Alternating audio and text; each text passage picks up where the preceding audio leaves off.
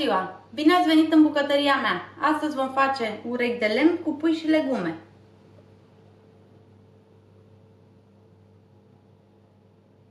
Pentru această rețetă ne trebuie 500 de grame de piept de pui tăiat în fășii,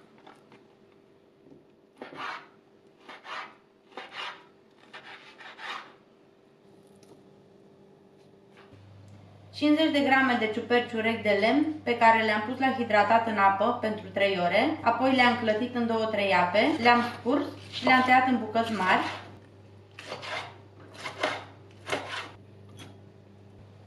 Doi ardei capia tăiați în fideluță,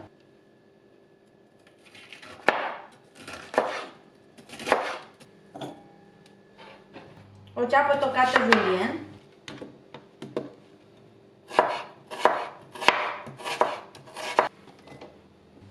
un morcov tăiat fideluță,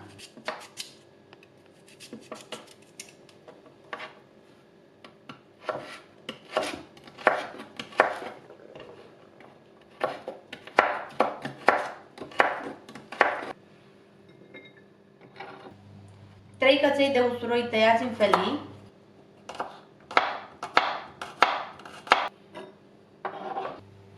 o linguriță cu ghimbir ras,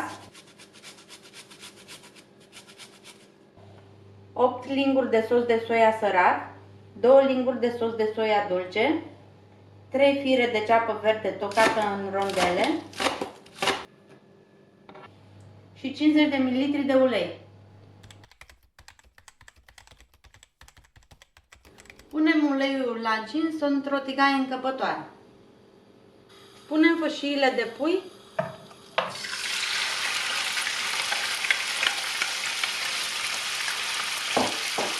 Le lăsăm până ce se rumenesc, amestecând periodic.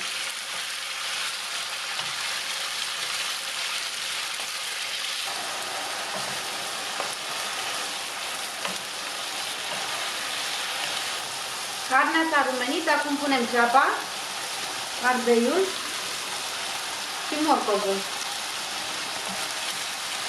Le lăsăm pentru 10 minute, amestecând din când în când. După cele 10 minute adăugăm urechile de lemn, usturoiul și ghimbirul. Amestecăm și lăsăm 2-3 minute. Mai amestecăm din când în când.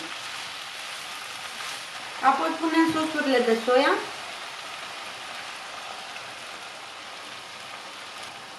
Și amestecăm.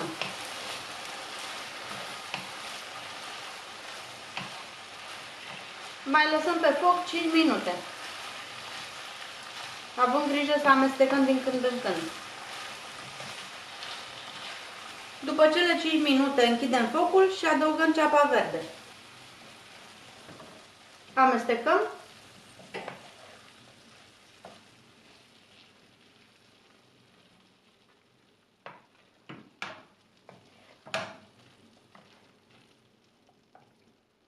Și mâncarea este gata pentru servit. Mulțumesc că ați urmărit această experiență culinară alături de mine.